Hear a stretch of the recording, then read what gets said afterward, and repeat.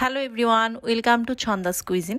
আজকে ডিম দিয়ে তৈরি একটি নাস্তা রেসিপি নিয়ে চলে এসেছি। আশা করছি রেসিপিটি আপনাদের সবার কাছে ভালো লাগবে। ভালো লাগলে রেসিপিটিতে একটি লাইক দিবেন এবং চ্যানেলটি সাবস্ক্রাইব করে পাশে থাকবেন। আর যারা ফেসবুক পেজ থেকে দেখছেন, পেজটিতে লাইক ও ফলো দিয়ে পাশে থাকার অনুরোধ রইল। এখন চলে যাচ্ছি রেসিপি তৈরিতে। প্রথমে আমি 3টি ডিম সিদ্ধ করে খোসা ছাড়িয়ে নিয়েছি। এখন গ্রেটারের সাহায্যে ডিমগুলো আমি গ্রেট করে নিচ্ছি। গ্রেট করা হয়ে গেলে এতে আমি দিয়ে দিচ্ছি সামান্য পেঁয়াজ কুচি, দিচ্ছি 2 থেকে 3টি কাঁচামরিচ কুচি, দিচ্ছি হাফ চা চামচের মতো শুকনো মরিচ গুঁড়ো, তারপর দিয়ে দিচ্ছি কিছু ধনিয়া পাতা কুচি, দিচ্ছি হাফ চা চামচের মতো সাদা গোলমরিচ গুঁড়ো, দিচ্ছি 1 চা চামচের মতো চাট মশলা। আপনারা এখানে ম্যাগি যে স্বাদে ম্যাজিক সেই মশলাটাও ব্যবহার করতে পারেন। দিচ্ছি হাফ চা চামচের মতো লবণ, তারপর দিয়ে দিচ্ছি 2 টেবিল চামচ পরিমাণ কর্নফ্লাওয়ার।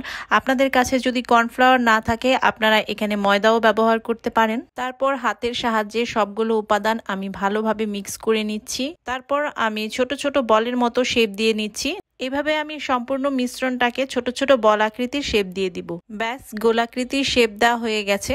এখন আমি একটি বাটিতে নিয়ে নিচ্ছি একটি ডিম, দিচ্ছি সামান্য লবণ, তারপর ডিমটা আমি ফেটিয়ে নিচ্ছি। অন্যদিকে আমি নিয়েছি কিছু ব্রেড ক্রাম্বস।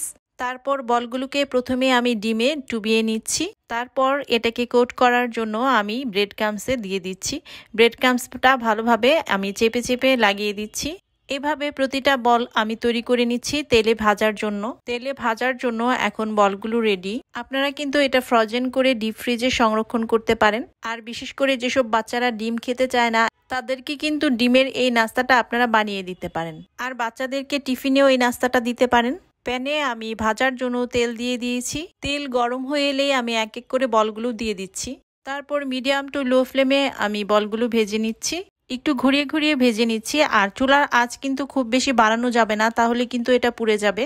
এ পর্যায়ে কিন্তু ভাজা কমপ্লিট হয়ে গিয়েছে। আর এটা কিন্তু ডিপ ফ্রাই করার কিছু নেই, এখানে কাঁচা কোনো জিনিস নেই। ডিমটাও দিয়েছি, সেটা সিদ্ধ করা। আমি এক এক করে এগুলো আমি তুলে নিচ্ছি।